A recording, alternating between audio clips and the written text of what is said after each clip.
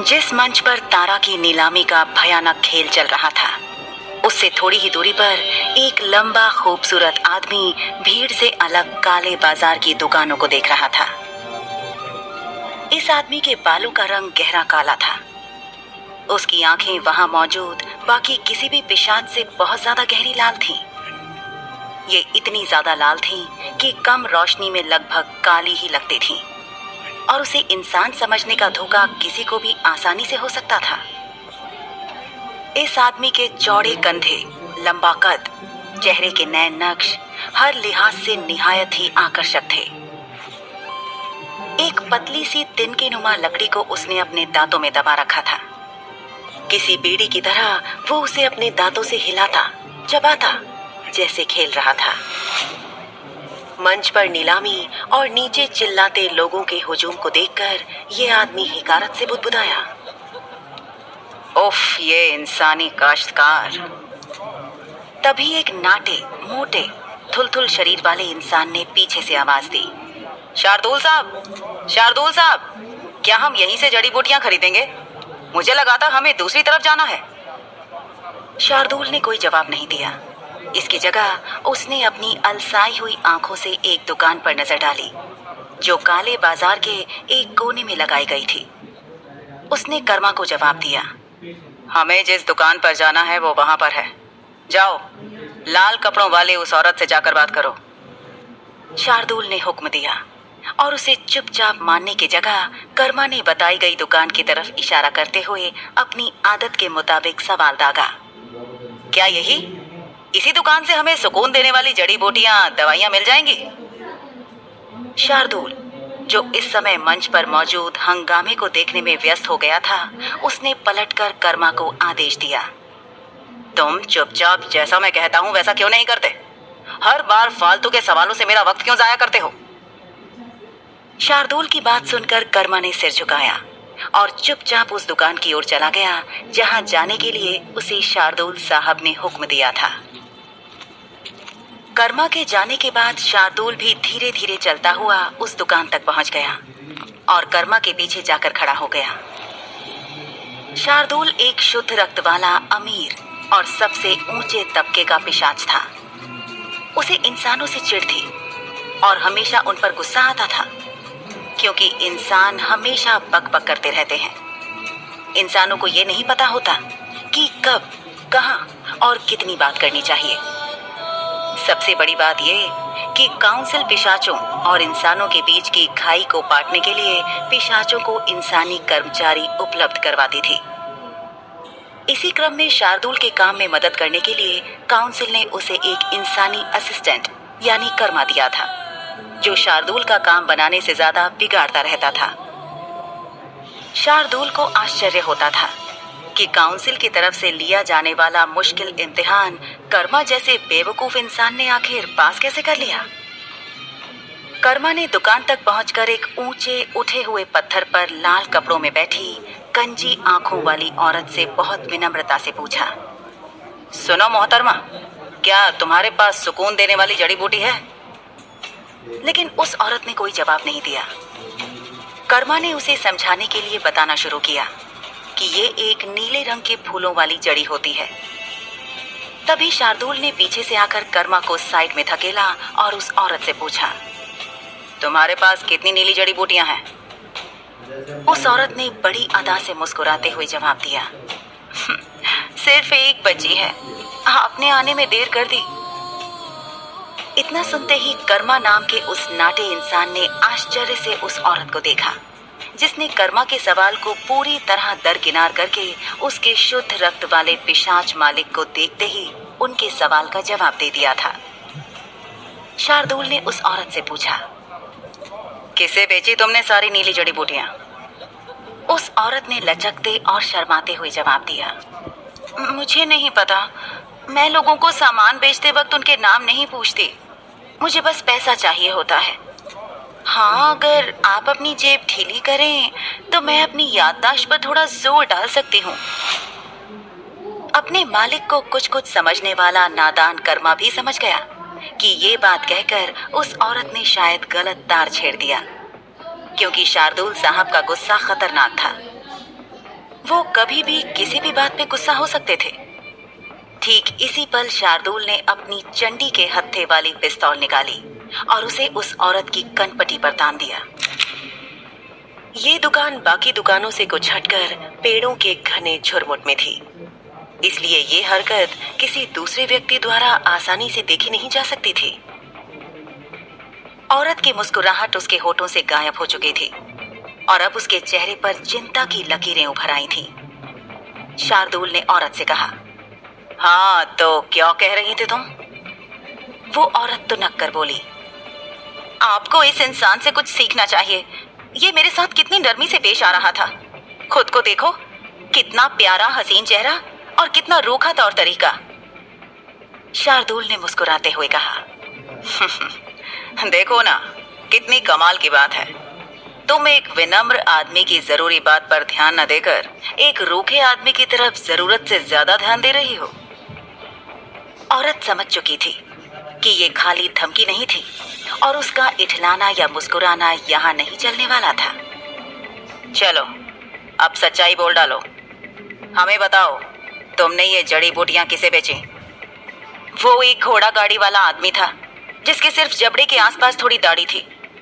उसकी आंखें दो अलग अलग रंग की थीं, एक लाल और दूसरी गहरी काली। काले बाल थे जो पीछे की तरफ कंघी करके समारे हुए थे। इसके अलावा मुझे और कुछ नहीं याद। दुकान वाली औरत के इतना कहते ही शार्दुल ने सोचना शुरू किया, पर उस औरत के बताए हुलिये से मिलता जुलता कोई चेहरा उसे याद नहीं आया। आश्चर्य तहत कि उसे ऐसा कोई शख्स याद नहीं आ रहा था जिसकी आंखें दो अलग अलग रंग की हों। सोच में गुम शार्दुल ने औरत की कनपटी से पिस्तौल हटाकर अपनी जेब में रखी और पलटकर लौट चला। कर्मा ने घबराकर उसे रोकते हुए पूछा, साहब, इसके पास एक जड़ी तो है, वो नहीं लेनी क्या? पर शुद्ध रक्त वाला वो पिशाच कर्मा की तरफ पीठ किए चुपचाप चलता रहा। कर्मा ऊहापोह में था कि जो चीज लेने वो दोनों काले बाजार आए थे, आखिर मालिक ने उसे खरीदा क्यों नहीं?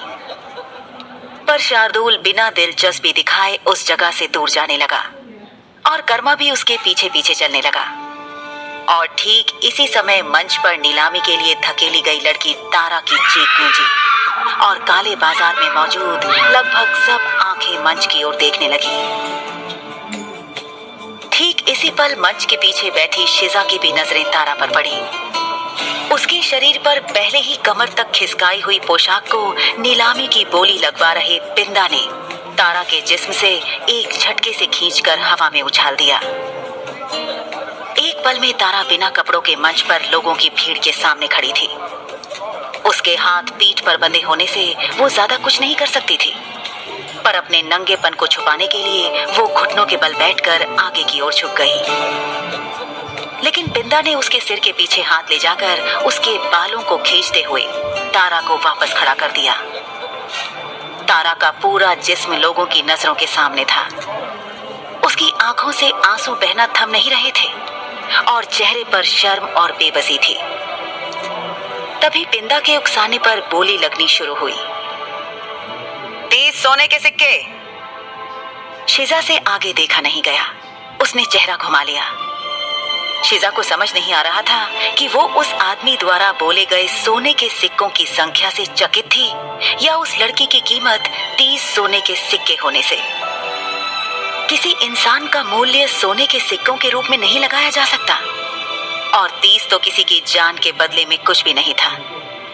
लेकिन शिजा सोचने लगी कि उसके जैसे परिवारों के लिए 30 सोने के सिक्के कोई छोटी रकम नहीं थी।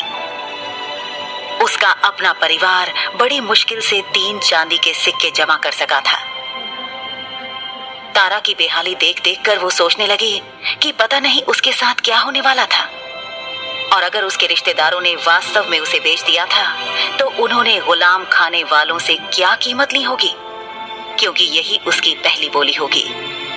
लेकिन शिजा ये नहीं जानती थी कि जिस रकम में उसे बेचा गया वो उसकी कम से कम कीमत है जो बोली लगने के साथ बढ़ेगी और सबसे ज्यादा बोली लगाने वाला खरीदार होगा। उधर मंच पर तारा ठंड से कांप रही थी। शिजा को उसके लिए खेद हुआ और वो तारा के लिए कुछ करना चाहती थी, लेकिन अभी वो कुछ नहीं कर सकती थी।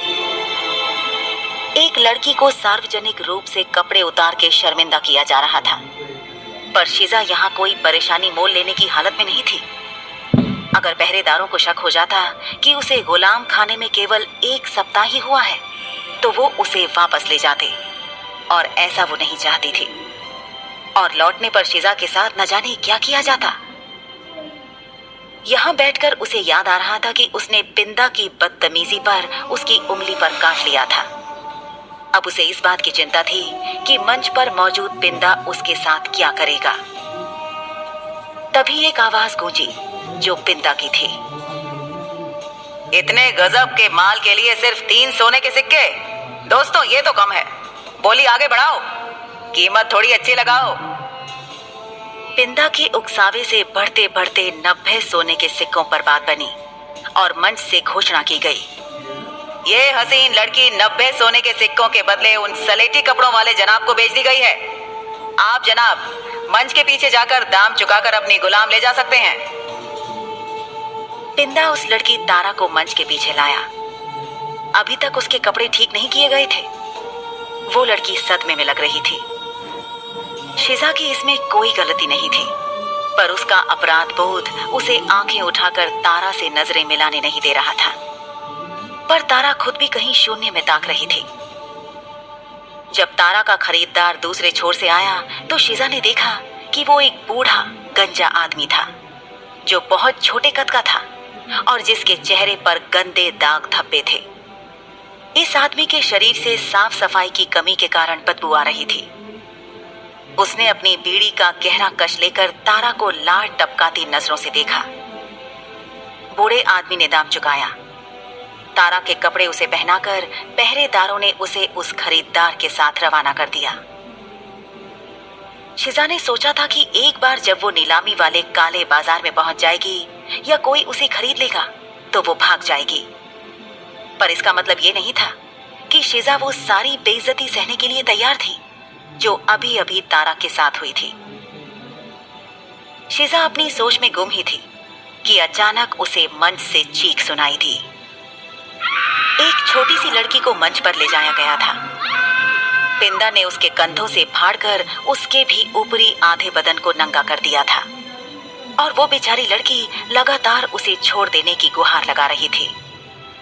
ये खूबसूरत अनछुआ माल देखिए, मुल्तान से लाई गई है, सिर्फ 15 साल की है, गाना गाकर आपका दिल बहला सकती है। शीजा से देखा नहीं गया। उसने अपनी आंखें बंद कर ली, पर कानों का क्या करती? ना चाहते हुए भी उसके कानों में पिंदा की गंदी बातें और नीलामी की बोली के शब्द पड़ ही रहे थे। कुछ ही देर में उस लड़की के लिए बोली लगने लगी और 400 सोने के सिक्कों में उसे बेच दिया गया। शीजा सोचने लगी कि आखिर लोगों के पास इतना पैसा आता कहां से है। इतना पैसा कमाने में शीजा को शायद 10 जन्म लग जाते। इसी सोच विचार के बीच शीजा का नंबर आ गया। पिंदा मंच के पीछे आया और एक कुटिल मुस्कान शीजा की तरफ उछालकर उसकी कलाई को अपने मजबूत हाथ में भींचकर उसे मंच पर ले गया। शीजा का दिल डूबने लगा था। उसे लगा जैसे किसी ने एक भारी चट्टान उसके गले से बांधकर उसे गहरे समुद्र में धकेल दिया हो। मंच के आसपास जमा भीड़ की संख्या डराने वाली थी। वहां लालची धूर्त पुरुष थे जो गुलामों को मंच पर लाए जाने का बेसब्री से इंतजार कर रहे थे। कुछ स्थानीय पुरुष और महिलाएं भी थे जो केवल तमाशा देखने और इसका आनंद लेने आए थे। हर तरफ घूरती मजा लेने को आतुर आंखें। शीजा के कपड़े अभी उसके जिस्म पर थे, लेकिन ये घूरती आंखें जैसे उन कपड़ों के अंदर तक पहुंच रही थीं। आज का दिन मौसम के लिहाज से अच्छा था क्योंकि धूप खिली हुई थी।